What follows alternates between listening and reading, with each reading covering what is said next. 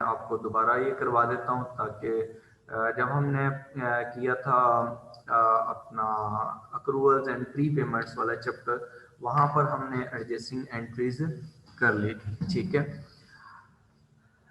अभी देखें हम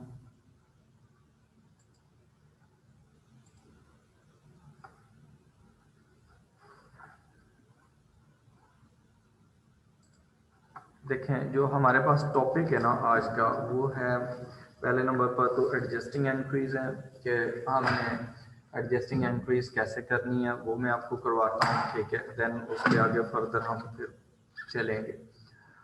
अब इसमें देखें नंबर 1 तो adjusting entries is the topic. ठीक है, इसमें जो पहले नंबर पर एडजस्टिंग एंट्री है, देखें हमने प्री पेमेंट्स पढ़ी थी और अक्रूवल्स पढ़ी थी।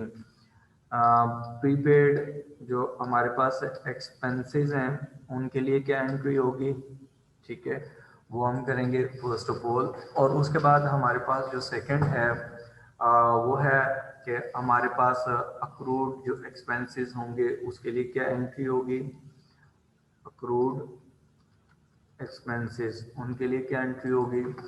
फिर इसी तरह हमने यहाँ पर एंट्रीज करनी है प्रीपेड इनकम की।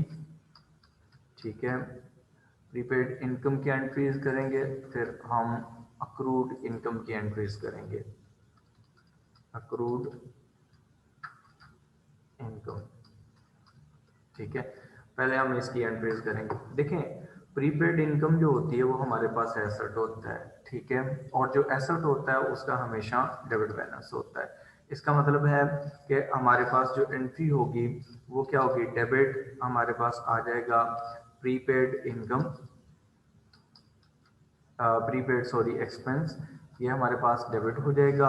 और क्रेडिट में हमारे पास क्या आ जाएगा, हमारे पास क्रेडिट हम करेंगे एक्सपेंस अकाउंट को। जो भी हमारे पास एक्सपेंस होगा उसका हमने नेम लिख लेना है कि हमारे पास एक्सपेंस का कौन सा नेम है। ठीक है, वो नेम हम लिख लेंगे। ठीक है, प्रीपेड एक्सपेंस अकाउंट डेबिट और क्रेडिट कर देंगे हम एक्सपेंस अकाउंट को।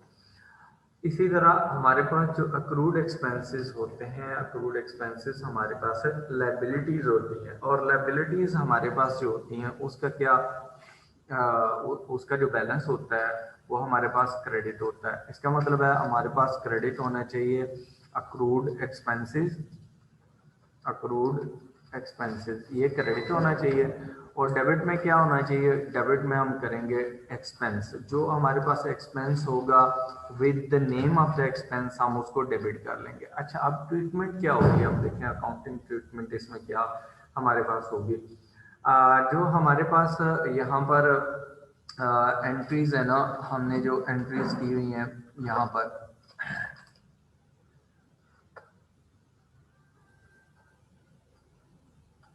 देखें अब हमने क्या किया था, बेसिकली हमने ये किया था कि हमारे पास ये जो प्रीपेड हमारे पास आ रहे हैं ये तो हमारे पास हो जाएंगे assets, current asset, prepaid expenses in statement of financial position. ठीक है, स्टेटमेंट ऑफ फाइनेंशियल पोजीशन में हम इन्हें क्या करेंगे, as a current asset use कर लेंगे। ठीक हो गया। फिर हमारे पास आते हैं सेकंड नंबर पर, जो एक्सपेंसेस हम क्रेडिट कर रहे हैं। तो हमने ये पढ़ा था कि जब भी हमारा एक्सपेंस क्रेडिट होता है उसका मतलब है कि एक्सपेंस हमारे पास डिक्रीज हो गया है। तो लेकिन यहाँ पर एक्सपेंस हमारे पास क्रेडिट हो रहा है, तो इसका मतलब है हम इसे क्या करेंगे, डिडक्ट करेंगे from relevant expense in income statement. Relevant expense जो इनकम स्टेटमेंट में होगा उसमें से हम इसे क्या कर देंगे, हम इसको डिडक्ट कर देंगे और जाके स्टेटमेंट ऑफ फाइनेंशियल पोजीशन में as a current asset treat कर लेंगे। ठीक हो गया। तो ये हमारे पास इसकी ट्रीटमेंट होगी और ये जर्नल एंट्री होगी। ठीक है, ये हमने पहले भी एक दफ़ा पढ़ा हुआ है जब हमने अक्रूवल्स एंड प्री पेमेंट्स पढ़े थे। फिर हमारे पास अक्रूड एक्सपेंसेस आते हैं। तो अक्रूड एक्सपेंसेस में देखें कि हमारे पास जो अक्रूड एक्सपेंसेस होते हैं ये हमारे पास जो है करंट लाइबिलिटीज हैं। ठीक है। In statement of financial position, statement of financial position में हम इन्हें as a current liability treat करेंगे। एक्सपेंस डेबिट हो रहा है तो इसका मतलब है कि हम क्या करेंगे, ऐड कर देंगे इसको, ऐड टू रेलिवेंट एक्सपेंस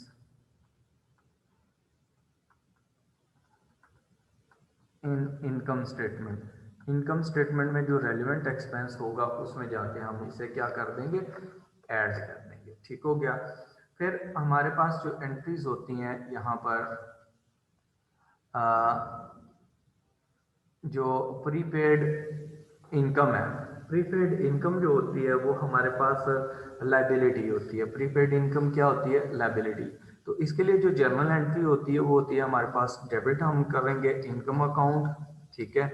और इनकम जो नेम होगा आप उसके नेम के साथ इनकम को लिखेंगे। और क्रेडिट में हम क्या करेंगे, क्रेडिट में हम कर लेंगे, हमारे पास क्रेडिट हो जाएगा आपके पास प्रीपेड इनकम। ठीक है। Prepaid income that is your expense, prepaid income. ठीक हो गया। ये आपके पास क्या है, आपके पास ये एंट्री होगी इसकी। अच्छा, अब देखें इसकी जो ट्रीटमेंट हो रही होती है ना स्टेटमेंट ऑफ फाइनेंशियल पोजीशन में, वो क्या ट्रीटमेंट हो रही होती है वो देखें। हमारे पास ना बेसिकली ये होता है कि हम जो प्रीपेड इनकम होती है ये हमारे पास at the end as a current liability आती है in statement of financial position. ठीक है। और जो हमारे पास आ रही होती है जो इनकम अकाउंट हम डेबिट कर रहे हैं, इनकम का नॉर्मल बैलेंस होता है हमारे पास क्रेडिट। तो यहाँ पर जब हम डेबिट करते हैं तो इसका मतलब होता है कि हम क्या कर देते हैं, इसको डिडक्ट करते हैं, डिडक्ट फ्रॉम रेलिवेंट इनकम। जो आपकी रेलिवेंट इनकम होगी ना उसमें से हम इसको क्या करेंगे, डिडक्ट कर लेंगे इन इनकम स्टेटमेंट। ठीक हो गया। इनकम स्टेटमेंट में हम उसे क्या कर लेंगे, रेलिवेंट इनकम में से हम इसे डिडक्ट कर देंगे। उसके बाद हमारे पास आ जाती है अक्रूड, हमारे पास इनकम। अक्रूड इनकम जो होती है बेसिकली वो हमारे पास क्या है, हमारे पास वो एसेट होता है कि किसी से हमने इनकम रिसीव करनी थी लेकिन वो इनकम हमने रिसीव नहीं की। ठीक है। तो वो हमारे पास क्या है, एसेट है। तो जो एसेट होता है वो हमारे पास क्या होता है, डेबिट बैलेंस होता है। अक्रूड इनकम हम क्या कर देंगे, उसका अकाउंट को डेबिट कर देंगे। ठीक है। और क्रेडिट में हम क्या कर देंगे, क्रेडिट में हम इनकम अकाउंट को क्रेडिट कर देंगे। इनकम अकाउंट जब भी आपने क्रेडिट करना है आपने नेम से लिख लेना कि आपकी कौन सी इनकम अक्रूड है, किस टाइप की इनकम अक्रूड है। ठीक हो गया। अब यहाँ पर देखें हमारे पास जो इसकी ट्रीटमेंट क्या होती है, ये ट्रीटमेंट भी हम पहले से ही पढ़ चुके हैं ऑलरेडी। हमने अक्रूवल्स एंड प्री पेमेंट वाले चैप्टर में पढ़ लिए। अक्रूड इनकम जो है ये हमारे पास क्या है, ये हमारे पास करंट एसेट है। ठीक है। In statement of financial position. ठीक है। Statement of financial position this will be our current asset. और उसके बाद हमारे पास आता है कि इनकम स्टेटमेंट में इनकम हम क्रेडिट कर रहे हैं तो इसकी क्या ट्रीटमेंट होगी। तो इसका ये होता है कि ऐड कर देंगे, हम क्या करते हैं, ऐड टू रेलिवेंट इनकम। जो हमारे पास रेलिवेंट इनकम है उसमें हम ऐड कर देंगे इसको इन इनकम स्टेटमेंट। ठीक है। इनकम स्टेटमेंट में हम रेलिवेंट इनकम में इसको क्या कर देंगे, ऐड कर देंगे कि इस पीरियड की इनकम है इसलिए हम उसको रिकॉर्ड करेंगे। और क्योंकि पेमेंट अभी तक रिसीव नहीं हुई तो ये हमारे पास करंट एसेट के तौर पर ट्रीट होगी इन स्टेटमेंट ऑफ फाइनेंशियल पोजीशन। ठीक हो गया। उसके बाद देखें हमारे पास जो नेक्स्ट है ना, जो हमने एंट्री करनी है, ये हमने एंट्री की है एडजस्टिंग एंट्री की। हमने कौन कौन सी एंट्री की, एक तो प्रीपेड एक्सपेंसेस की है और दूसरे नंबर पर हमने अक्रूड जो अक्रूड एक्सपेंसेस हैं, इसी तरह प्रीपेड हमारे पास जो थी क्या जो हमारे पास इनकम है और इसी तरह अक्रूड इनकम उनकी एंट्रीज की है। अच्छा, उसके बाद हमारे पास ना जो क्लोजिंग स्टॉक होता है उसकी जर्नल एंट्री होती है क्लोजिंग स्टॉक की। क्लोजिंग स्टॉक बेसिकली हमारे पास ना हम ट्रेडिंग अकाउंट में उसको ट्रीट कर रहे होते हैं, ठीक है। तो ट्रेडिंग अकाउंट में जब हम उनसे ट्रीट करते हैं तो हम उसकी जर्नल एंट्री क्या करते हैं क्लोजिंग स्टॉक की। क्लोजिंग स्टॉक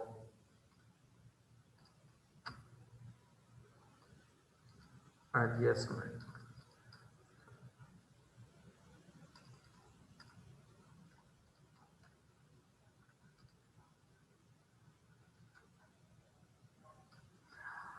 अच्छा, इसमें देखें जो हमारे पास जो क्लोजिंग स्टॉक होता है बेसिकली वो हमारे पास क्या होता है, एसेट होता है। तो हम क्या करते हैं, एसेट हमारा जब भी इंक्रीज होता है तो हम उसको डेबिट करते हैं। तो हमारे पास जो क्लोजिंग स्टॉक होगा हम उसको क्या कर देंगे, या क्लोजिंग इन्वेंट्री उसको हम डेबिट कर देंगे। और क्रेडिट में हम क्या करेंगे, क्लोजिंग स्टॉक बेसिकली हमारे पास कॉस्ट ऑफ सेल्स में ट्रेडिंग सेक्शन में जाके डील हो रहा होता है। तो हमारे पास जो ट्रेडिंग अकाउंट होता है उसको हम क्या कर देते हैं, क्रेडिट कर देते हैं। Trading account, trading account basically ये हमारे पास है इसकी एंट्री, ठीक है। ये एंट्री है आपके पास। ये एंट्री हमारे पास कौन किस चीज़ की हमने एंट्री किया है, हमने we made this entry for closing the closing stock, ठीक है। अब उसमें क्या होता है, क्लोजिंग स्टॉक हम डेबिट कर लेते हैं। क्लोजिंग स्टॉक जब हमारे पास डेबिट होता है तो ये एज अ करंट एसेट आ जाता है हमारे पास इन स्टेटमेंट ऑफ फाइनेंशियल पोजीशन, ठीक हो गया। ये स्टेटमेंट ऑफ फाइनेंशियल पोजीशन में हमारे पास क्रेडिट हो जाता है। और उसके बाद हमारे पास आ जाता है यहाँ पर ट्रेडिंग अकाउंट हम क्रेडिट कर देते हैं। इसका मतलब है हम क्या कर देते हैं, इसको deduct from cost of sales. जो कॉस्ट ऑफ सेल्स होती है हमारे पास इन इनकम स्टेटमेंट उसमें से हम उसे माइनस कर लेते हैं, इसलिए ट्रेडिंग अकाउंट को हम क्या कर देते हैं, क्रेडिट कर देते हैं, ठीक है। अब यहाँ पर देखें ये हमने एंट्रीज की हैं क्रूड एक्सपेंसेस वगैरह की। इसी तरह जो हमारे पास इंटरेस्ट ऑन कैपिटल होता है, जो पार्टनर्स को हम इंटरेस्ट देते हैं,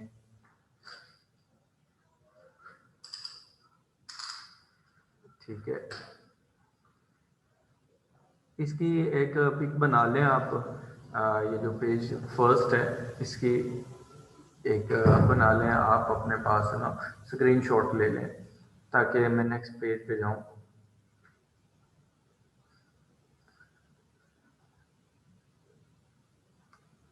अच्छा, उसके बाद देखें हमारे पास ना नेक्स्ट जो आता है वो हमारे पास आता है कि हमने ना इंटरेस्ट ऑन जो कैपिटल होता है, इंटरेस्ट ऑन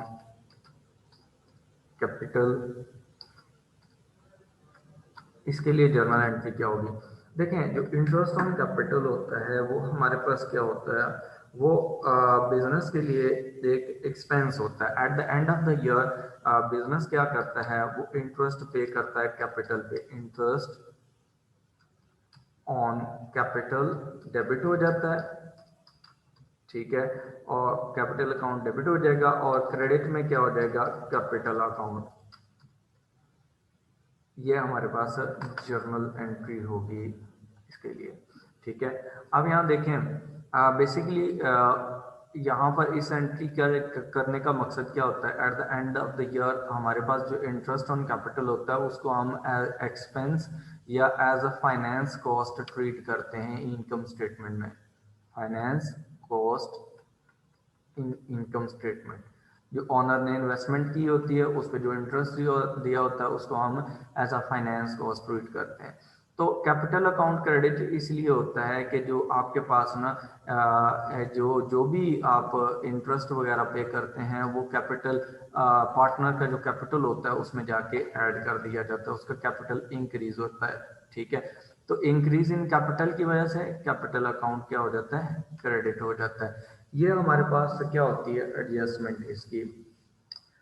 उसके बाद देखें हमारे पास जो ड्राइंग्स होती हैं ना, जो पार्टनर जो ड्राइंग्स वगैरह होती हैं, ठीक है।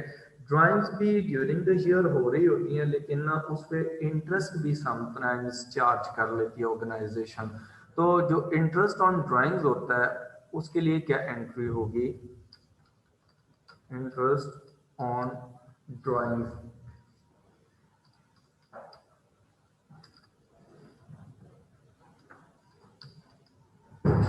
इंटरेस्ट ऑन ड्राइंग्स जो होता है उसके लिए हमारे पास एंट्री होती है। अब जो इंटरेस्ट ऑन ड्राइंग्स होती है वो एक तरह की बिजनेस के लिए ना इनकम हो रही होती है, ठीक है। और अब इसकी ट्रीटमेंट क्या होती है, हम इसमें डेबिट क्या करते हैं और क्रेडिट क्या करते हैं। डेबिट हम कर देते हैं कैपिटल अकाउंट, क्योंकि जो भी हमारे पास पार्टनर से रिलेटेड चीज़ें होती हैं वो हम कैपिटल अकाउंट में एडजस्ट करते हैं। तो जब इन ड्राइंग्स होती हैं तो उस टाइम जब एंट्री होती है वो होती है ड्राइंग्स अकाउंट डेबिट होते हैं, और कैश अगर जा रही है तो कैश क्रेडिट होगी, अगर बैंक से पैसे जा रहे हैं तो बैंक अकाउंट क्रेडिट होगा, ठीक है। लेकिन इसी तरह जब आप जब इंटरेस्ट चार्ज करते हैं, इंटरेस्ट ऑन ड्राइंग्स, वो बिजनेस की इनकम होती है एक तरह की। तो क्रेडिट हो रहा होता है हमारे पास जो इंटरेस्ट ऑन ड्राइंग्स हैं,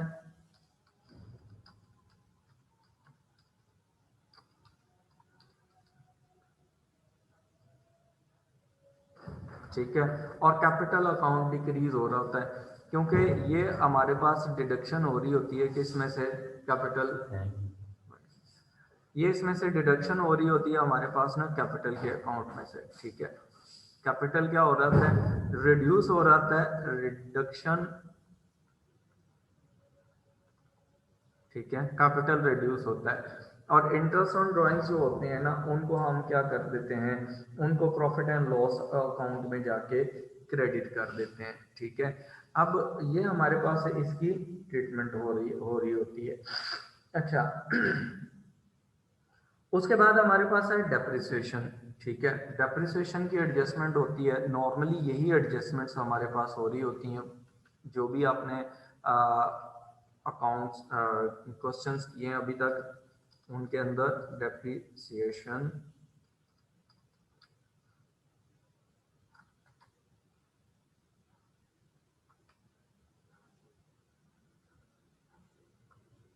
इसमें हमारे पास क्या होता है, डेबिट, हमने इसकी एंट्री क्या की थी, डेबिट हमने किया था डेप्रिसिएशन अकाउंट,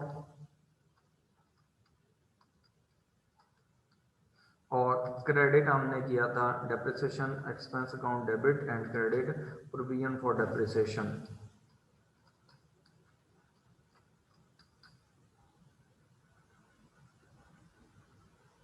ये हमारे पास एंट्री हो रही होती है। तो इसमें देखें जो डेप्रिसिएशन है वो हमारे पास है एक्सपेंस है, डेप्रिसिएशन क्या है, एक्सपेंस है। और इंक्रीज इन एक्सपेंस जो होगा वो इंक्रीज हो रहा है, इसलिए हम इसे डेबिट कर रहे हैं। अब इसको ट्रीटमेंट कहाँ करेंगे, इन इनकम स्टेटमेंट, ठीक है, इनकम स्टेटमेंट में एज एन एक्सपेंस करेंगे।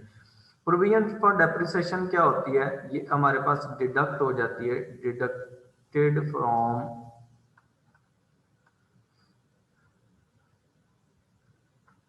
cost of non-current assets in statement of financial position, उसमें जाके हम इसे ट्रीट कर लेते हैं, ठीक है।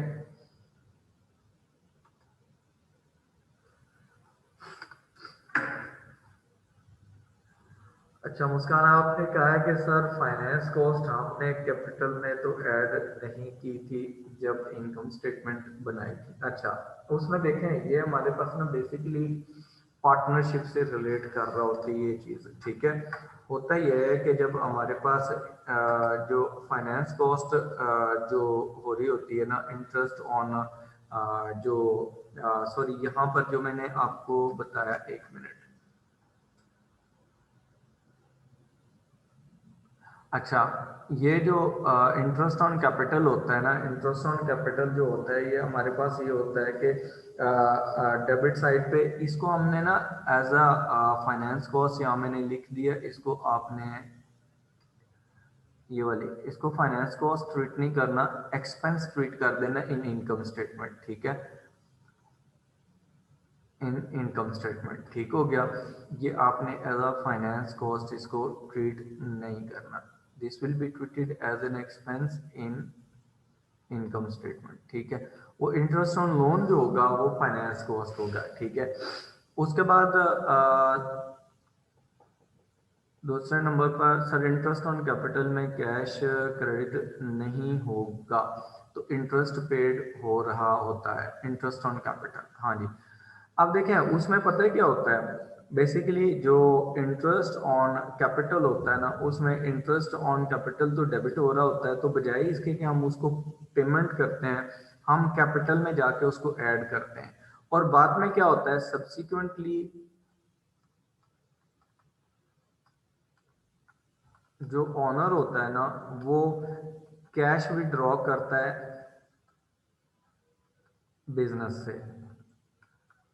जब वो कैश विड्रॉ करता है ना, तो उस टाइम जो एंट्री होती है ना वो ये होती है कि डेबिट हम कर देते हैं ड्रॉइंग्स अकाउंट,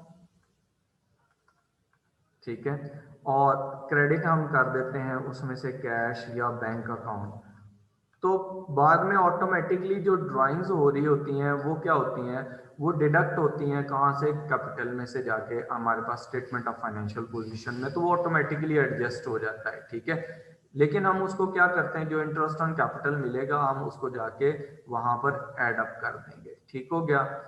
उसके बाद जो हमारे पास नेक्स्ट क्वेश्चन, इसमें जो चीज़ें हैं ये हमारे पास एडजस्टमेंट के लिए, ये नॉर्मली एडजस्टमेंट से यही आती है, ठीक है।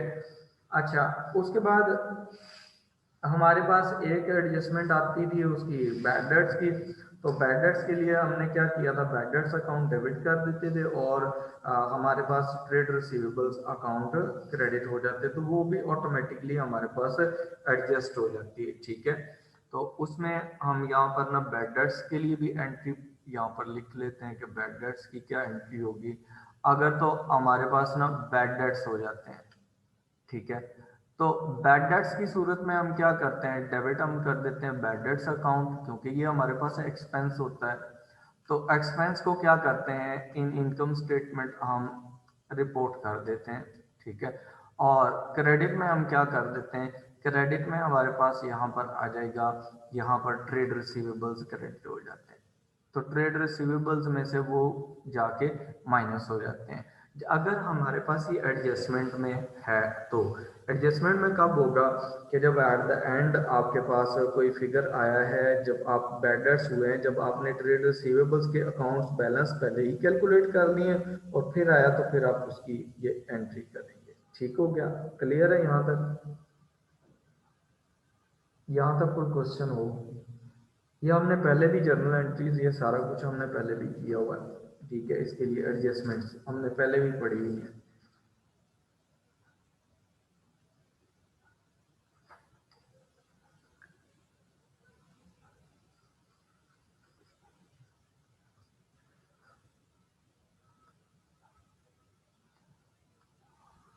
ओके, क्लियर है।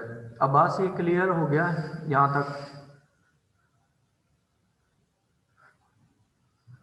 इसके लिए आप इसके भी एक वो स्नैपशॉट बना लें ताकि ये आपके पास रहे।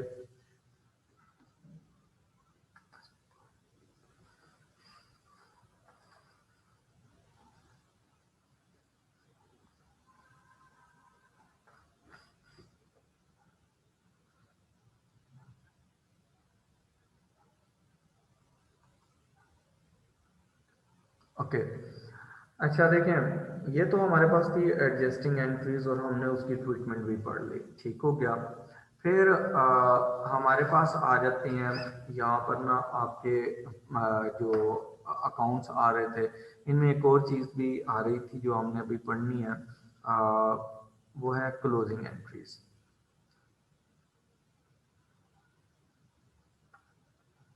क्लोजिंग एंट्रीज, जो क्लोजिंग एंट्रीज होती है ना, वो क्या होता है कि आपने अपने जो अकाउंट्स हैं उनको अब क्लोज कर देना है, ठीक है। बेसिकली क्लोजिंग एंट्रीज होती क्या हैं, वो मैं आपको ना यहाँ पर डेफिनेशन वगैरह लिख देता हूँ ताकि ये आपके लिए इजी हो जाए, बाद में आपके पास रेफरेंस के तौर पर रह जाए, ठीक हो गया। मैं यहाँ टाइप कर देता हूँ, what are the closing entries.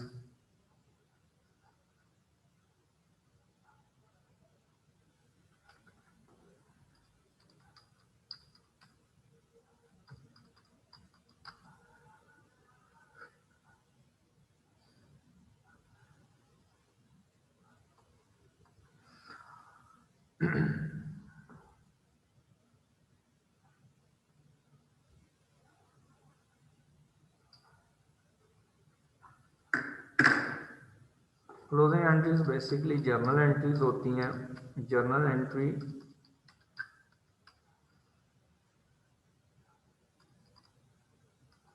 that is prepared or made at the end of accounting period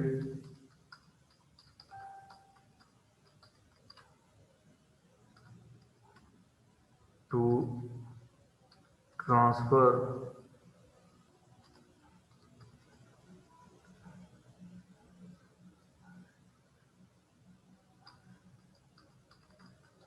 balance from temporary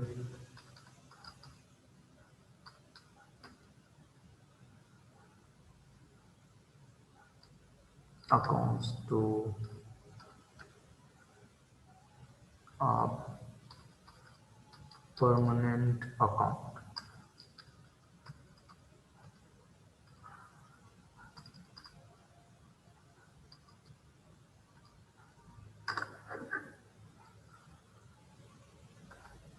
अच्छा देखें, ये क्लोजिंग एंट्री जो है उसकी एक डेफिनेशन कह सकते हैं आप, उसकी इंटरप्रिटेशन कह सकते हैं कि what is a closing entry. ठीक है, जो क्लोजिंग एंट्री है वो बेसिकली क्या चीज़ है। ठीक है, देखें क्लोजिंग आपको नेम से भी पता चल रहा है कि किसी चीज़ को हम क्लोज कर रहे हैं, क्लोजिंग एंट्री कर रहे हैं। नॉर्मली भी हम एंट्रीज कर रहे होते हैं बुक्स ऑफ अकाउंट्स में। What is a closing entry? It is a journal entry. ठीक है, ये जर्नल एंट्री होती है made at the end of the accounting period, जो आपने कब करनी होती है, जो आपका अकाउंटिंग पीरियड एंड होता है तब आप करते हैं। ठीक है, क्यों करते हैं, रीजन क्या होती है? To transfer the balance from the temporary accounts to permanent accounts. ठीक है, अब हमारे पास जो टेम्पररी अकाउंट्स होते हैं या परमानेंट अकाउंट्स होते हैं वो कौन कौन से होते हैं। ठीक है, वो देखें हमारे पास जो अकाउंट्स बने होते हैं ना, बेसिकली हमने टी अकाउंट्स प्रिपेयर किए होते हैं। ठीक है, टी अकाउंट्स हम प्रिपेयर करते हैं। टी अकाउंट्स हमारे पास ना कुछ टेम्पररी होते हैं, कुछ परमानेंट होते हैं। ठीक है, टेम्पररी कौन से अकाउंट्स होते हैं? टेम्पररी बेसिकली होते हैं जो आपके पास ना शो करते हैं, शो सिंगल पीरियड बैलेंसेस। ठीक है, ये आपके पास शो करते हैं एक ही पीरियड के बैलेंसेस को। ठीक हो गया। अब इसमें क्या होता है कि जब एक पीरियड के बैलेंसेस शो करते हैं तो उसमें कौन कौन से आ जाती हैं चीज़ें। उसमें देखें हमारे पास ना सिंगल पीरियड में हमारे पास जो चीज़ें होती हैं वो होती हैं जो हमने जनरल लेजर के अंदर टी अकाउंट्स बनाए होते हैं। कहाँ पर टी अकाउंट्स बनाए होते हैं? जो हमने जनरल लेजर के अंदर बेसिकली। ठीक है, तो जनरल लेजर के अंदर कौन कौन से अकाउंट्स बनते हैं? जनरल लेजर, जनरल लेजर के अंदर हमारे पास जो अकाउंट्स बनते हैं, हमारे पास तीन तरह के लेजर्स होते हैं। एक होता है सेल्स लेजर, एक होता है परचेज लेजर और एक होता है जनरल लेजर। जो हमारे पास होते हैं ना सेल्स लेजर, उसमें हमारे पास टी अकाउंट्स बनते हैं हमारे पास ट्रेड रिसीवेबल्स के। दूसरे नंबर पर होता है हमारे पास जो परचेज लेजर, उसमें टी अकाउंट्स होते हैं हमारे पास। जो ट्रेड पेबल्स होते हैं उनके इंडिविजुअल अकाउंट्स होते हैं। ठीक है, अब जो इसके अकाउंट्स हमारे पास होते हैं ना ट्रेड रिसीवेबल्स के, तो वो भी कहाँ जाते हैं? वो भी स्टेटमेंट ऑफ फाइनेंशियल पोजीशन में चले जाते हैं। और ट्रेड पेबल्स के अकाउंट भी स्टेटमेंट ऑफ फाइनेंशियल पोजीशन के अंदर हम ट्रांसफर कर देते हैं। लेकिन जो जनरल लेजर के अंदर अकाउंट्स होते हैं, जैसा कि आप देखें वहां पर अकाउंट कौन सा बनेगा? सेल्स का अकाउंट बनेगा, वहां पर अकाउंट बनेगा परचेज का अकाउंट बनेगा, वहां पर अकाउंट बाकी जितने नॉन करंट एसेट्स हो गए, उसके बाद आपके पास डेप्रिसिएशन एक्सपेंसेस वगैरह के अकाउंट्स बनाते हैं। ठीक है, हमारे पास यहाँ पर ना नॉर्मली जो एक्सपेंसेस के अकाउंट्स हैं वो कौन से हैं? इसके अलावा आपकी कोई और इनकम है, कोई और एक्सपेंसेस हैं, उनके अकाउंट्स यहाँ पर हम जनरल लेजर के अंदर बनाते हैं। ठीक है, अब ये वाले जो इतने सेल्स के अकाउंट्स होते हैं, ये सारे अकाउंट्स होते हैं, ये एट द एंड हमने क्लोज करने होते हैं। अच्छा, जो परमानेंट अकाउंट होते हैं ना, परमानेंट अकाउंट्स कौन से होते हैं? परमानेंट अकाउंट बेसिकली हमारे पास होते हैं जो स्टेटमेंट ऑफ फाइनेंशियल पोजीशन में आ जाते हैं। Accounts in statement of financial position.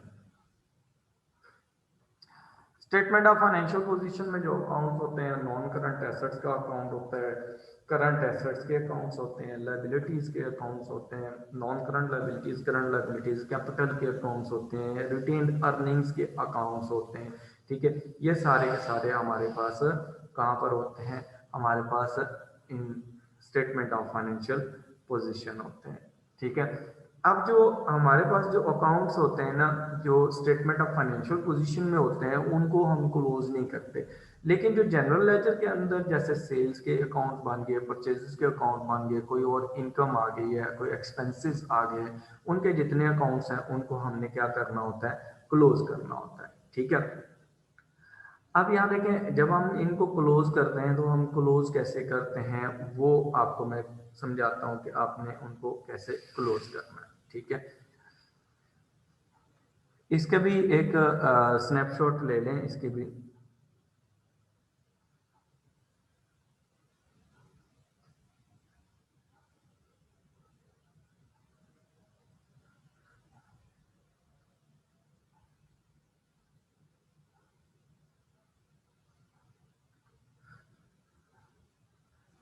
अच्छा, यहाँ पर देखें, हमने पढ़ा था टेम्पररी अकाउंट्स।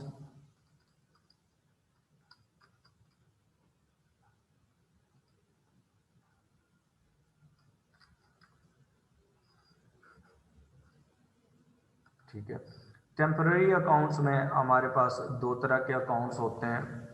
अब वो कौन कौन से अकाउंट्स होते हैं, उनको हमने कैसे क्लोज करना है वो देखें। एक हमारे पास अकाउंट्स होते हैं यहाँ पर टेम्पररी अकाउंट्स में, इनकम के अकाउंट्स होते हैं, और दूसरे नंबर पर हमारे पास एक्सपेंसेस के अकाउंट्स होते हैं। ठीक है, इनकम नॉर्मली हमारे पास क्या होती है? डेबिट बैलेंस होता है, और जो एक्सपेंसेस होते हैं उनके क्या होते हैं? क्रेडिट बैलेंस होते हैं। ठीक है, अच्छा देखें, जब हम इनको क्लोज करेंगे तो इनके लिए जर्नल एंट्रीज क्या करेंगे? ठीक है, पहले नंबर पर तो जो इनकम होगी ना, आपने उसको ट्रांसफर करना है इनकम समरी में।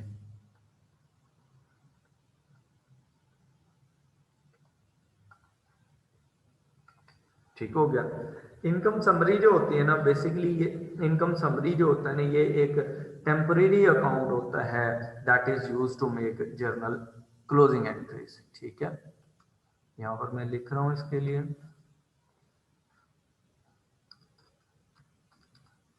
Temporary account use to make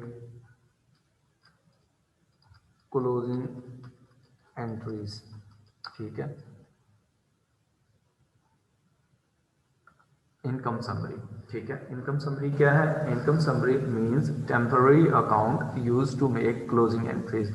ये आपने याद रखना है कि इससे रिलेटेड अगर कोई चीज पूछी जाए, what is income summary? Income summary is an temporary account that is use to make the closing entries. ठीक है, आपने जब क्लोजिंग एंट्रीज करनी है तो उसके बाद आपने क्या करना है? इनको इनकम को लेके चले जाना है आपने रिटेन्ड अर्निंग्स में। ठीक है, वहां पर जाके आपने इसको क्लोज कर देना है। ठीक है, क्लियर यहाँ तक?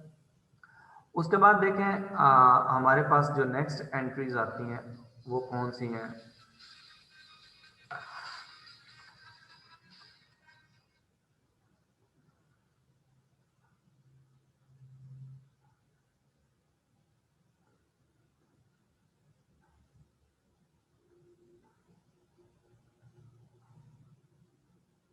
अच्छा, यहाँ तक क्लियर है आपने कैसे जर्नल एंट्रीज करनी है? ठीक है, अब यहाँ देखें, हमारे पास ना जैसे कि हमारे पास आता है कि हमने इसके लिए जर्नल एंट्रीज कर रहे थे।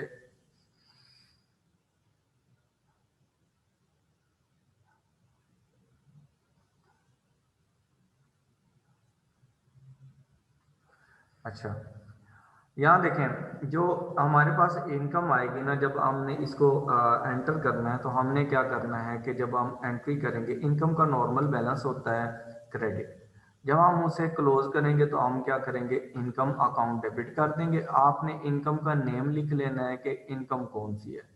आपकी सेल्स हैं तो सेल्स डेबिट हो जाएंगी। आपके पास अगर फॉर एग्जांपल यहाँ पर सेल्स हैं तो सेल्स डेबिट हो जाएंगी। आपका रेंटल इनकम है तो वो भी डेबिट हो जाएगी। ठीक है, आपने उसको क्या कर देना है, डेबिट कर देना है। और क्रेडिट में आपने क्या कर देना है क्रेडिट में आपने इनकम समरी क्रेडिट कर देना।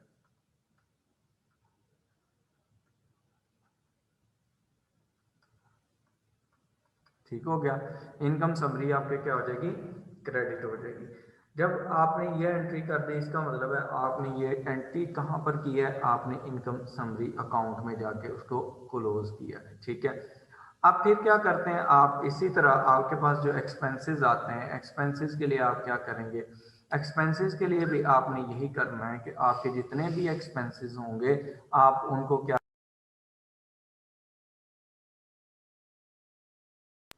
ठीक है, एक्सपेंसेस के लिए आपने क्या करना है, इनको भी इनकम समरी में आपने ट्रांसफर कर देना है।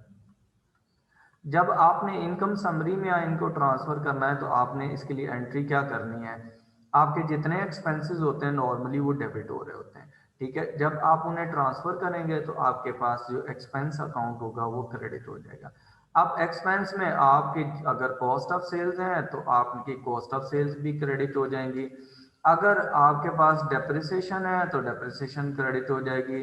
अगर आपका रेंट एक्सपेंस है तो वो भी क्रेडिट हो जाएगा। मतलब आप नेम से उसको क्रेडिट कर देंगे और डेबिट आप क्या कर देंगे, इनकम समरी।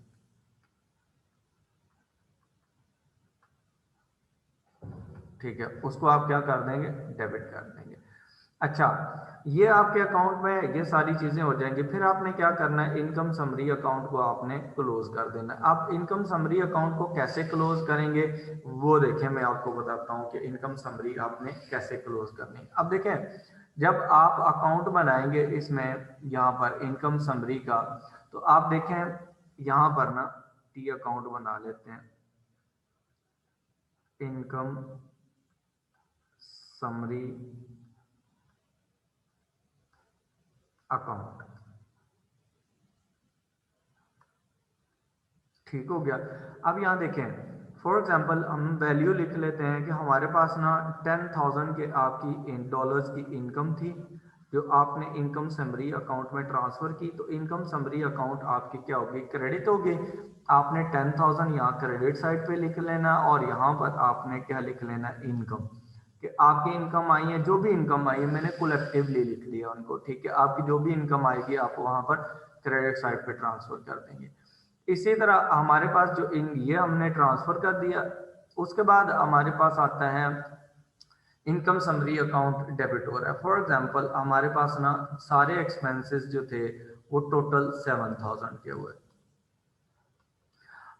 आपने क्या करना, हम क्या करेंगे, income summary account debit, debit side पे हम इसको डालेंगे अमाउंट को, कितनी अमाउंट से डालेंगे, यहाँ पर हमारे पास जो रेफरेंस है वो एक्सपेंसेस आ जाएंगे। ठीक है, जो भी एक्सपेंसेस है। अब हम क्या करते हैं, इसको क्लोज कर देते हैं अकाउंट को। जब हम अकाउंट क्लोज करेंगे तो हमारे पास,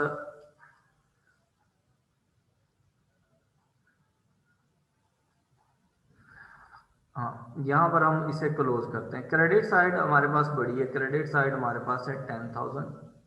ठीक है, इसी 10,000 में से 7,000 माइनस करेंगे, बैलेंसिंग फिगर आ जाएगा 3,000। 3,000 हमारे पास रिटेन अर्निंग्स में चला जाएगा कि हमने उसको कहाँ क्लोज किया, सारे को जाके जो भी हमारा नेट फिगर आया उसको हमने जाके क्लोज किया है रिटेन अर्निंग्स के अंदर। ठीक है, अब रिटेन अर्निंग्स जो है ना, ये हमारे पास जो अकाउंट है बेसिकली ये परमानेंट अकाउंट है। ये क्या है हमारे पास, ये परमानेंट अकाउंट है जो आपके पास बुक्स ऑफ अकाउंट्स में रहता है। क्योंकि हमारे पास जो कंपनी होती है, कंपनी में क्या होता है, नॉर्मली ये होता है कि आपके इनकम अकाउंट हमने कैपिटल, ओपनिंग कैपिटल होता है, शेयर कैपिटल वगैरह, उसमें रिटेन अर्निंग्स जो होती हैं, प्रॉफिट जो भी होता है हम रिटेन अर्निंग्स में जाके क्लोज करते हैं। इसलिए हम रिटेन अर्निंग्स को क्या करेंगे, उसको हम वहां पर जाके क्लोज कर लेंगे। ठीक है, क्लियर है यहाँ तक? कि क्लोजिंग कैसे करनी है? आपने सारे एक्सपेंसेस इनकम समरी में डालने हैं और सारे इनकम समरी में डालनी है और उस अकाउंट को क्लोज कर देना है और वो अकाउंट आपका रिटेन अर्निंग में जाके क्लोज हो जाएगा। Is that clear? ठीक है। अब देखें जो एंट्री होगी ना, आपने जो एंट्री करनी है वो कितनी कैसे एंट्री करेंगे, इसके लिए जो हमने यहाँ पर किया है। आप देखें हमारे पास जो इनकम समरी अकाउंट है वो क्या हो रहा है, डेबिट हो रहा है। ठीक है, हम डेबिट करेंगे इनकम समरी अकाउंट को, ये डेबिट हो गया। कितनी अमाउंट से? 3000 से। और हम क्या करेंगे, क्रेडिट किसको करेंगे? Credit retain earnings. Retain earnings जब भी क्रेडिट होती हैं इसका मतलब है वो इंक्रीज हो रही हैं। ठीक है, तो आपके जो प्रॉफिट्स आए हैं उससे हमने क्या किया, अल्टीमेटली रिटेन अर्निंग्स को इंक्रीज कर दिया है। Is that clear?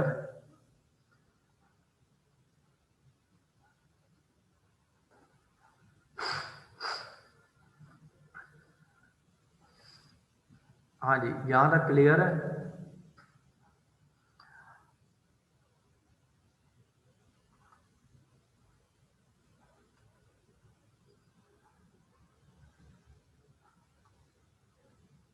Okay, very good Abbas. अच्छा,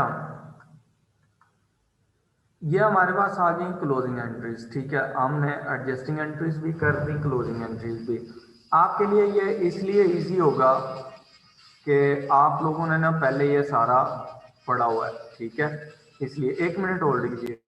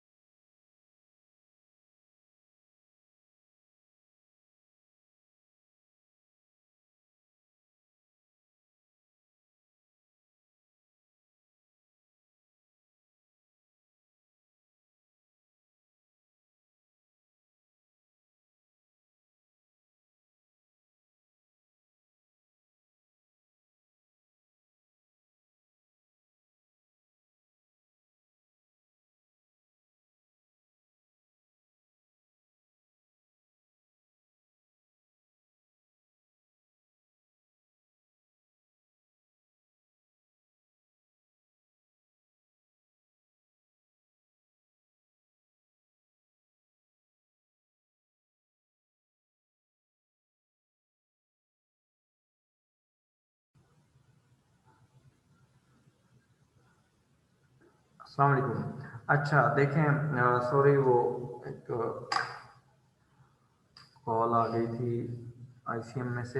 अच्छा देखें, ये क्लियर है यहाँ तक? आपके पास ये क्लोजिंग एंट्रीज हो गई हैं आपकी।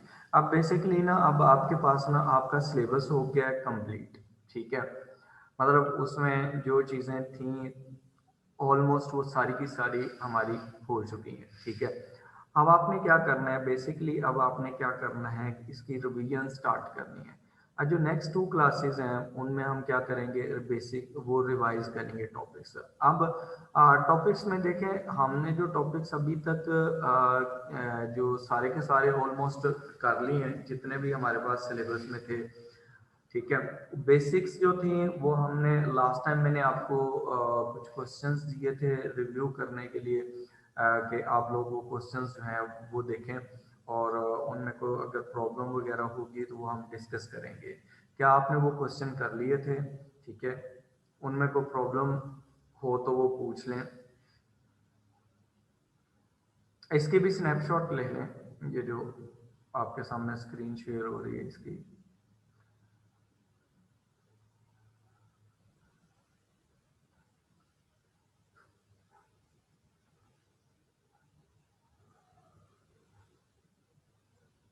ओके, वेरी गुड मुस्कान, कर लिए थे आपने क्वेश्चंस तो। अब आप लोगों की मैक्सिमम प्रैक्टिस है, जो आपने प्रैक्टिस करनी है वही आपके लिए आगे पेपर में आपके काम आएगी। अब क्योंकि टॉपिक्स तो वो हैं जो आपने माशाल्लाह ठीक है, सब लोगों की अच्छी ग्रिप है उस पे। जिन लोगों की ग्रिप नहीं है वो नेक्स्ट क्लासेस में जो कॉन्सेप्ट्स क्लियर करने वाले हैं वो कर लें। ठीक है, अब देखें इसमें ना जो सबसे पहले जो आपके जो बेसिक कॉन्सेप्ट्स हैं ना वो आपके बिल्कुल सही होने चाहिए, परफेक्ट, क्योंकि इसमें से क्वेश्चंस आपके आते हैं। अब बेसिक कॉन्सेप्ट्स में एक तो आपके पास जर्नल एंट्रीज हैं। ठीक है, ये आपके पास जर्नल एंट्रीज जो हैं ये आपको आनी चाहिए। ठीक है, पहली चीज।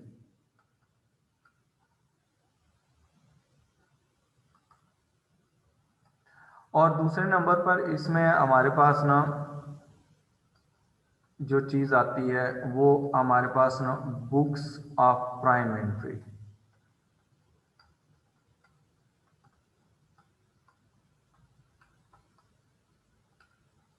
ठीक है, बुक्स ऑफ प्राइम एंट्री जो है वो आपने करनी है। मुस्कान डेबिट और क्रेडिट नोट बता दें, चले मैं आपको डेबिट एंड क्रेडिट नोट बताता हूँ। ये आप ज़रा ये चीज़ें नोट कर लें कि आपके जर्नल एंट्रीज आपके क्लियर होनी चाहिए। जर्नल एंट्रीज में आपके पास ना जो क्लोजिंग एंट्रीज हैं वो भी, ठीक है, और इसके साथ आपने जो एडजस्टिंग एंट्रीज हैं ये भी।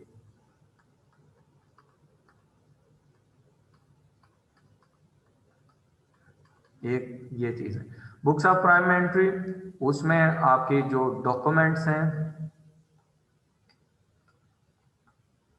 ठीक है, वो आपको क्लियर होनी चाहिए। कौन सी डॉक्यूमेंट कौन प्रिपेयर करता है और कौन सी सोर्स डॉक्यूमेंट है। ठीक है, उसमें जो डॉक्यूमेंट्स है ना उसमें एक डॉक्यूमेंट जो होती है ना वो ज़रा इम्पोर्टेंट, उसको ज़रा देखें।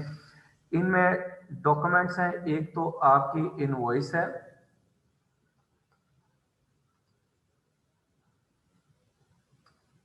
ठीक है, आपने इनवॉइस देखनी है। इनवॉइस कौन इशू करता है, किसको इशू होती है, कितनी कॉपीज होती हैं।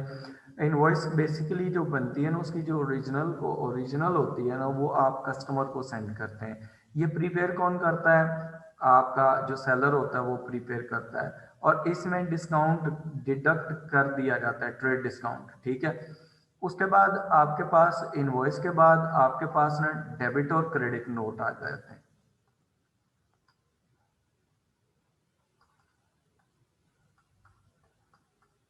ठीक है, अच्छा, जो हमारे पास होता है ना डेबिट नोट, ये जब गुड्स रिटर्न हो या आपने इनवॉइस आपने कस्टमर को इनवॉइस सेंड की तो वो इनवॉइस आपने ज्यादा कर दी, ओवर चार्ज कर दी, या goods during the transit damage हो गई हैं। ठीक है, तो उसके एडजस्टमेंट के लिए इनवॉइस में जो एडजस्टमेंट होनी है उसके लिए डेबिट नोट इशू करता है। कौन इशू करता है, ये इशू करता है customer. This is issued by the customer. ठीक है, और जो क्रेडिट नोट होता है ना ये इशूड बाय द सप्लायर होता है।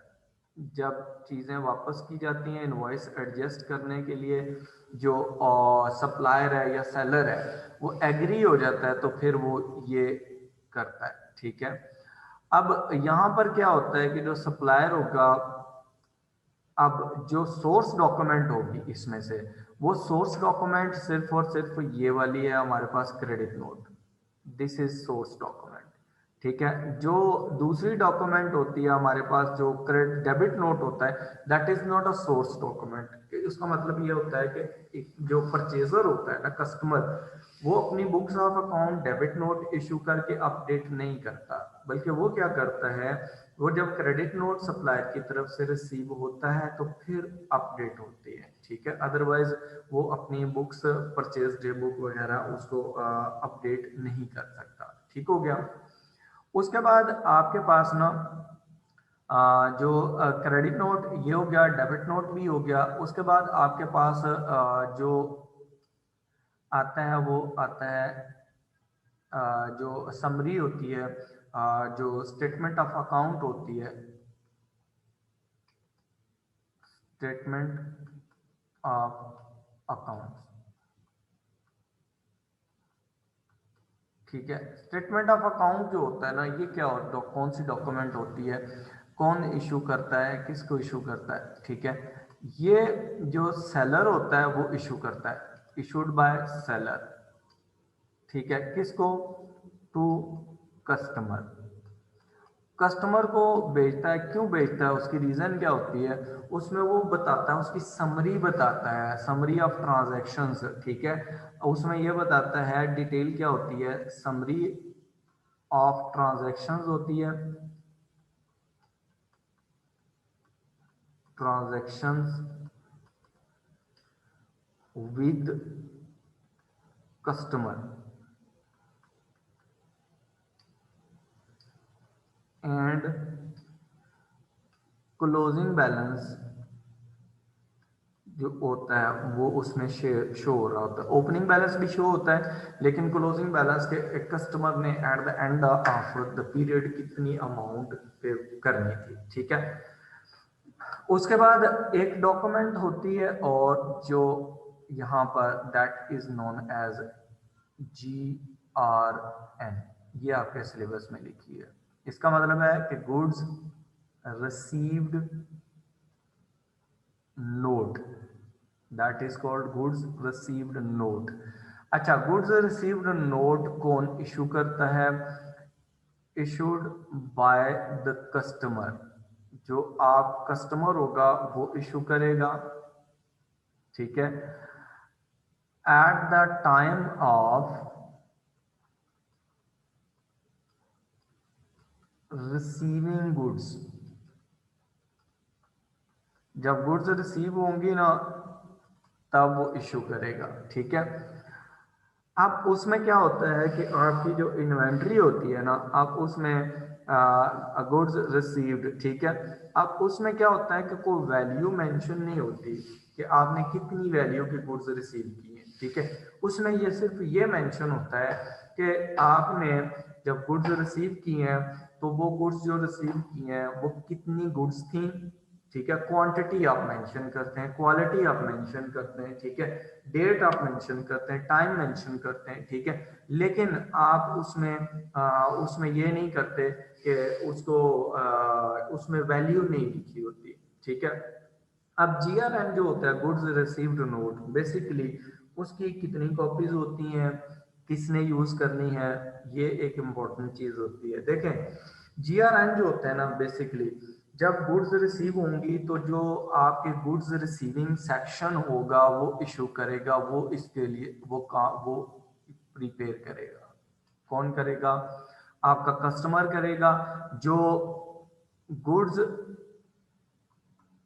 रिसीविंग सेक्शन होता है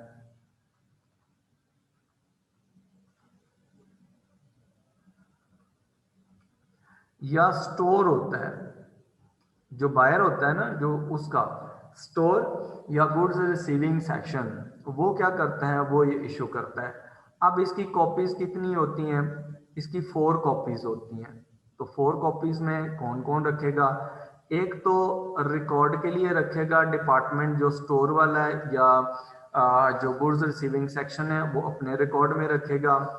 दूसरे नंबर पर अकाउंट्स डिपार्टमेंट को भेज देगा कि अकाउंट्स डिपार्टमेंट को कहेगा कि ये गुड्स हमने रिसीव कर लिए। उसको भेजने का पर्पस ये होता है कि उनको ये बता दे कि आपने पेमेंट करनी है, हमने ये रिसीव कर ली है। जब भी आप पेमेंट करें, फॉर एग्जांपल देखें, इनवॉइस बनी हुई थी डिफरेंट 1000 यूनिट की, आपने रिसीव की 800 की, आप अकाउंट्स डिपार्टमेंट को जब सेंड करेंगे 800, तो वो उसके अकॉर्डिंगली फिर पेमेंट्स भी करते हैं। ठीक है, फिर उसके बाद जो GRN है उसकी जो कॉपी होती है वो आपके पास ना जो कस्टमर हो जो सॉरी सप्लायर होता है जो उसको भेजी जाती है।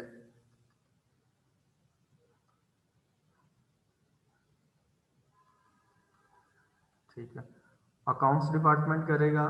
और उसके बाद ना ये चली जाती है, आपका जो स्टोर डिपार्टमेंट होता है उन्होंने रिसीव, उनके पास एक चली जाती है कि जब गुड्स जो होती हैं जो सेक्शन है ना, अगर गुड्स रिसीविंग सेक्शन, तो वो उनको स्टोर रूम को भेज देगा, ठीक है।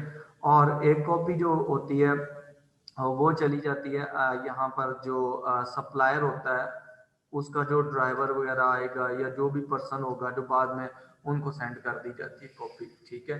तो उसमें ये सारी चीजें जो होती है ना, ये इसकी कॉपीज होती हैं, ये आपने याद रखना है, ठीक है। उसके बाद जो इसकी भी एक स्नैपशॉट बना लें।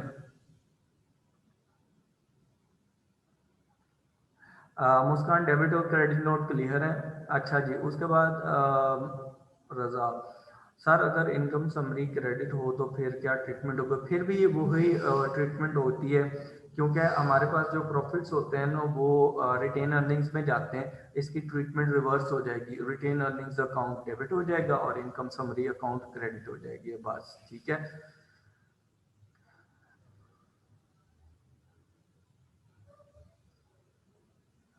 रेशियो इंटरप्रिटेशन जो है वो कर लें, ठीक है। वो रेशियो मैंने जब करवाई थी उसके साथ साथ मैंने वो करवा दिया था। बेसिकली ना वो क्या था कि जीपी रेशियो इंक्रीज हो रही है, डिक्रीज हो रही है, आप उसे कैसे इंटरप्रेट करेंगे, ठीक है।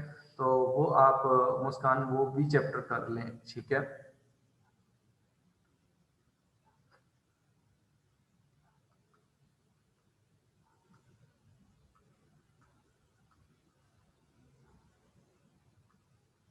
ठीक है। अच्छा, ये डॉक्यूमेंट्स थी। उसके बाद जो आपने जो नेक्स्ट है वो हमारे पास क्या आता है, इसमें इम्पोर्टेंट जो चीज़ है वो नेक्स्ट। अच्छा, उसमें फिर आपने जो फाइनेंशियल स्टेटमेंट्स हैं,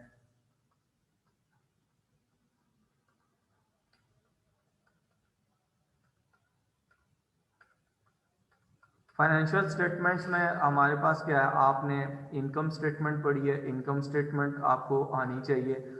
आपने कौन सी चीज़ कैसे, उसका फॉर्मेट क्या है, ये चीज़ें आपको आनी चाहिए, ठीक है। कौन सी चीज़ किस सेक्शन में ट्रीट होती है, स्टेटमेंट ऑफ फाइनेंशियल पोजीशन, ठीक है। उसके बाद आपके पास स्टेटमेंट ऑफ कैश फ्लोज,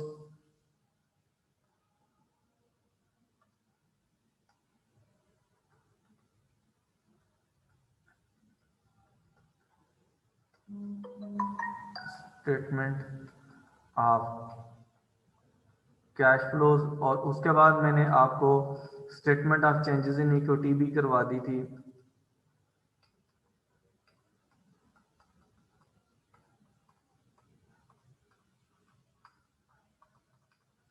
लेकिन इसमें जो सबसे इम्पोर्टेंट है ना, वो ये दो पहले हैं, इन पे आपने ज़्यादा फोकस करना है, ठीक है। इनकम स्टेटमेंट कैसे प्रिपेयर करनी है, स्टेटमेंट ऑफ फाइनेंशियल पोजीशन कैसे प्रिपेयर करनी है, ठीक हो गया।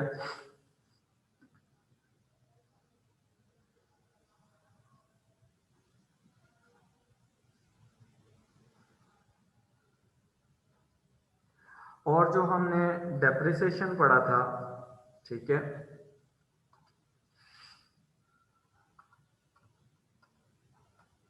डेप्रिसिएशन ये भी आपने करना है। डेप्रिसिएशन में क्या आपने करना है कि एक तो आपके जो जर्नल एंट्रीज हैं डेप्रिसिएशन की वो क्या है, वो आपको पता होना चाहिए। नॉन करंट एसेट्स वाला ये चैप्टर हमने किया था। उसके बाद जो दूसरी चीज़ ये है वो है डेप्रिसिएशन एक्सपेंस अकाउंट। एक ये चीज़ आनी चाहिए आपको, ये दोबारा आपने प्रैक्टिस करने हैं अकाउंट्स, ठीक है। फिर आपके पास जो प्रोविजन फॉर डेप्रिसिएशन है, डेप्रिसिएशन अकाउंट, यानी कि आपके पास accumulated depreciation account, accumulated depreciation का वर्ड भी यूज होता है, एक्यूमुलेटेड डेप्रिसिएशन अकाउंट, ये आपको आना चाहिए। उसके बाद आपके पास आता है non current asset account at cost and net book value, दोनों आपको आने चाहिए, ठीक है। उसके बाद आपका डिस्पोजल अकाउंट है, ठीक है, वो आपको आना चाहिए। वो प्रिपरेशन के लिए आ सकता है कि आप डिस्पोजल अकाउंट प्रिपेयर करें, ठीक है। और डेफिनेटली जब आप डिस्पोजल अकाउंट बनाएंगे तो आपको profit and loss on disposal ये भी आ जाएगा, उसके अंदर ही आ जाएगा। ठीक हो गया, ये आपके पास ये चीजें आपको आनी चाहिए। ठीक है, उसके बाद ये डेप्रिसिएशन का अकाउंट है। लेजर अकाउंट्स जो हैं वो भी आपने करने हैं, जो मैंने आपको बताया था कि हमने बुक्स ऑफ प्राइम एंट्री के बाद ना जो लेजर्स किए थे। ठीक है, एक आपके पास जो टी अकाउंट्स हैं, लेजर अकाउंट्स या आप कह सकते हैं टी अकाउंट्स, ये आपको आने चाहिए। टी अकाउंट से इंपॉर्टेंट है, उसके लिए एग्जामिनर उसमें से पूछ सकता है।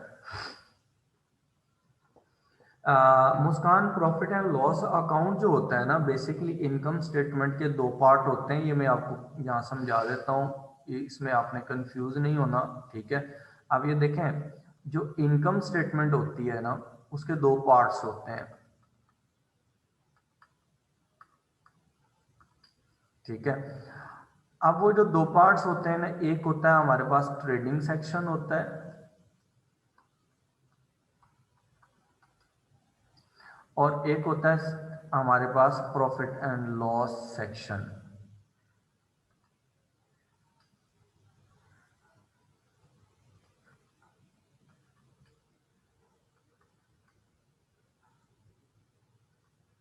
ये दो सेक्शंस होते हैं। ठीक है, जो हमारे पास ट्रेडिंग सेक्शन होता है ना, जो अप टू जीपी होता है ना, ये ट्रेडिंग सेक्शन होता है।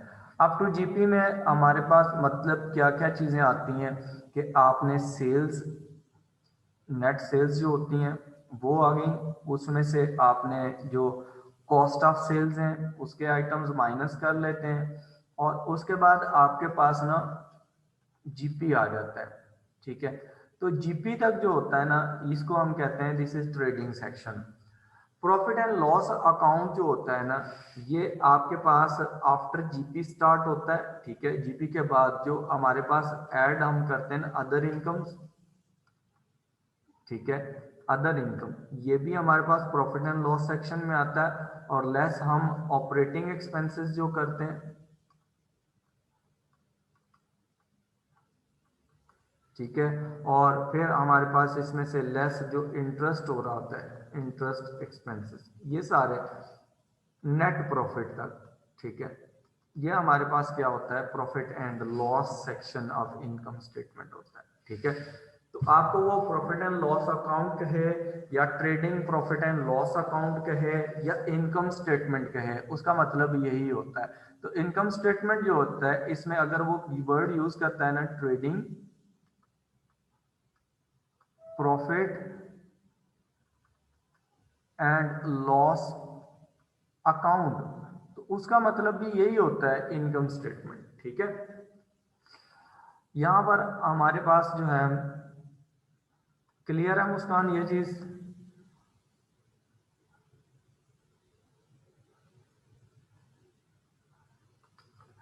अच्छा, चलें वो मैं आपको करवा दूंगा। आप लोगों ने चीज़ें नोट कर लेनी है, क्या क्या कौन से अकाउंट्स आपने करने हैं, वो मैं आपको करवा देता हूँ। अच्छा देखें, अगर ना फॉर एग्जांपल हमारे पास ना यहाँ पर ना मैं आपको ना नॉन करंट एसेट्स का आप कह रहे हैं अकाउंट करवा दें। नॉन करंट एसेट जो है वो एट कॉस्ट है, फॉर एग्जाम्पल मैं आपको ये करवा देता हूँ। अब यहाँ देखें, डेबिट साइड होती है और क्रेडिट साइड। आपके पास नॉन करंट एसेट्स का जो बैलेंस ब्रॉड डाउन होगा वो हमारे पास हमेशा डेबिट साइड पे होता है। फॉर एग्जांपल आपके पास ना 1 लाख के एसेट हैं स्टार्ट के। ठीक हो गया, आपने जो एडिशन किया है, जो नए एसेट परचेज किए हैं ड्यूरिंग द ईयर, वो भी यहाँ पर आ गया। फॉर एग्जांपल आपने 50,000 के एसेट और परचेज कर लिए। ठीक है, इसके बाद जो डिस्पोजल होगा वो क्रेडिट साइड पे आ जाएगा। डिस्पोजल, फॉर एग्जांपल आपने $20,000 की कॉस्ट के एसेट सेल कर दिए हैं, तो रिमेनिंग आपके पास अब क्लोजिंग कितने कॉस्ट के एसेट बचे हैं वो यहाँ निकल आएंगे। फॉर एग्जांपल आप यहाँ देखें कि हमारे पास ये 150,000 डेबिट साइड पे टोटल एसेट्स हैं। अब बस 150,000 के उसमें से आपने डिस्पोजल माइनस कर लिया, तो आपके पास जो बैलेंस कैरी डाउन आ गया वो आपके पास कितना आ गया, बैलेंस कैरी डाउन वो आपके पास आ जाता है कितने का, 130,000 का। ठीक है। जब आप एट कॉस्ट बनाते हैं यहाँ पर ना, रिकॉर्ड कर रहे होते हैं एसेट्स को, तो उस टाइम आप एक्यूमुलेटेड डेप्रिसिएशन या प्रोविजन फॉर डेप्रिसिएशन का अकाउंट भी बनाते हैं, provision for depreciation account. Provision for depreciation जो अकाउंट बनता है उसमें आप क्या करते हैं, जो प्रोविजन होती है लायबिलिटी की तरह treat, provision balance brought down हमारे पास क्रेडिट साइड पे आ जाएगा। फॉर एग्जांपल आप देखें हमारे पास जो डेप्रिसिएशन थी साल के स्टार्ट में, वो हमारे पास थी फॉर एग्जांपल 30,000, ठीक है। और उसमें से हमारे पास जो डेप्रिसिएशन एक्सपेंस आया इस दफ़ा का, आपकी जो डेप्रिसिएशन आ गई है वो है 1,000 की, वो आपने 10,000 की वो आप इसमें ऐड कर लेंगे। अगर आपने कोई एसेट डिस्पोज ऑफ कर दिया है तो उसकी डेप्रिसिएशन आपने इसमें से निकाल देनी है। फॉर एग्जांपल आपने जो एसेट सेल किया उसकी जो डेप्रिसिएशन हुई थी, फॉर एग्जांपल वो हुई थी हमारे पास ना 5,000 की, ठीक है, वो यहाँ पर लिख लेंगे, ठीक है। और उसके बाद आपके पास जो बैलेंस आएगा, बैलेंस कैरिड डाउन यहाँ पर आ जाता है। ये अकाउंट बनता है जब आप कॉस्ट पे रिकॉर्ड करते हैं, ठीक है। क्रेडिट साइड हमारे पास 40,000 है टोटल, और उसमें से आपने 40,000 की टोटल डेप्रिसिएशन थी, उसमें से एक एसेट सेल किया जिसकी डेप्रिसिएशन 5,000 थी, तो रिमेनिंग अब आपके पास बैलेंस कैरिड डाउन कितना रह गया है, 35,000 का। अच्छा, अब आप क्या करते हैं, हमारे पास यहाँ पर ना, मैं इसको अरेज करता हूँ,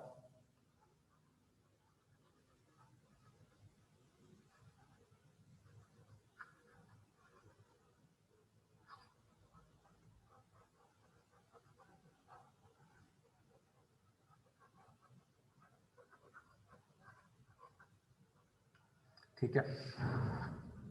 अब यहाँ देखें, अगर हमारे पास ना नॉन करंट एसेट्स आते हैं, हम क्या करते हैं, non current assets at net book value, net book value हम उनको ट्रीट करते हैं, हम उस पर कॉस्ट पे रिकॉर्ड नहीं करते, ठीक है। तो हमारे पास यहाँ पर जो बैलेंस ब्रॉट डाउन होगा ना, वो भी नेट बुक वैल्यू होना चाहिए, ठीक है। अब यहाँ पर देखें जो क्वेश्चन हमने एज्यूम किया उसमें ना हमारे पास 100,000 के ओपनिंग बैलेंस था, ठीक है। और ओपनिंग हमारे पास प्रोविजन फॉर डेप्रिसिएशन थी 30,000, वो हमने उसमें से माइनस कर ली, तो टोटल हमारे पास 70,000 के नेट बुक वैल्यू बच गई एसेट की स्टार्ट पे, ठीक हो गया। अब यहाँ देखें हमारे पास ना ड्यूरिंग द ईयर जो एडिशन हुआ है वो हमारे पास 50,000 पर एडिशन पे कोई, क्योंकि उसी टाइम हमारे पास उसकी जो ओरिजिनल वैल्यू पे की होती है वही आती है, तो 50,000 हमारे पास यहाँ पर आ जाएगी।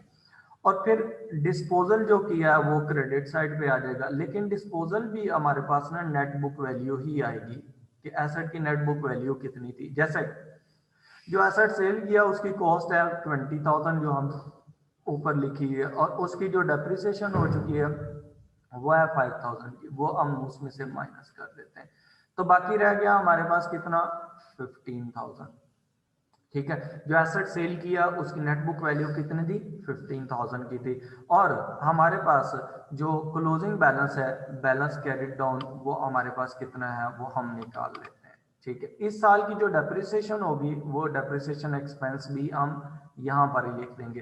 होता क्या ये डेप्रिसिएशन एक्सपेंस, क्योंकि अब हमारे पास एसेट में ट्रीट हो रहे हैं नेट बुक वैल्यू पे, तो जो भी डेप्रिसिएशन होगी वो हम यहाँ से माइनस कर लेंगे, ठीक हो गया इस साल की डेप्रिसिएशन।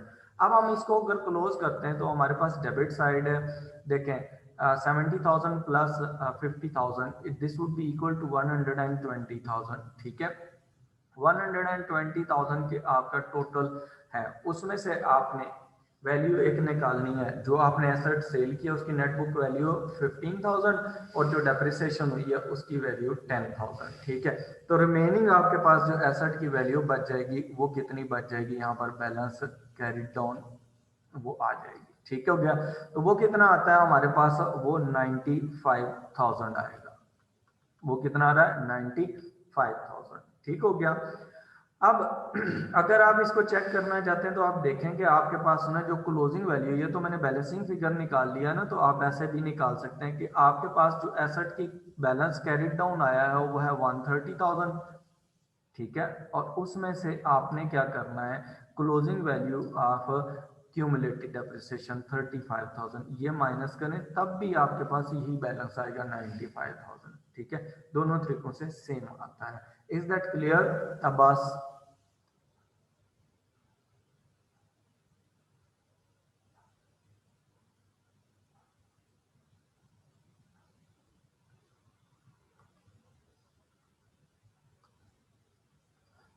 ठीक है, ये आपके पास आ गया प्रोविजन फॉर डेप्रिसिएशन और इसका अकाउंट।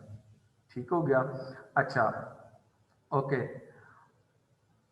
अब आपने सारे topics one by one start से रिवाइज कर लेने। ठीक है, नेक्स्ट 2 क्लासेस हमारे पास रहेगी। एक कल क्लास है, उसके लिए भी टाइमिंग वगैरह आपको मैंने उस ग्रुप में शेयर कर दी थी। ठीक है, और फिर हम उसके अकॉर्डिंगली ही क्लास को लेके चलेंगे, टाइमिंग है। ठीक है, और मैं चीज़ें इंपॉर्टेंट निकाल लूंगा जो आपको इंपॉर्टेंट है रिवाइज करनी चाहिए, वो मैं आपको रिवाइज करवाऊंगा। ठीक है, जो नेक्स्ट 2 क्लासेस हैं, ताकि आपके एग्जाम के लिए आपको कोई प्रॉब्लम ना हो, इंशाल्लाह आप इजीली उसको क्लियर कर लेंगे। ठीक है, तो चलें फिर इंशाल्लाह मुलाकात होती है कल की क्लास में। तब तक के लिए अल्लाह हाफिज़। ठीक है, और आप अपने वो टॉपिक्स वगैरह रिवाइज करें, उसमें देख लें जो चीज़ें आपने करनी है वो मैं आपको करवा दूंगा। ठीक हो गया।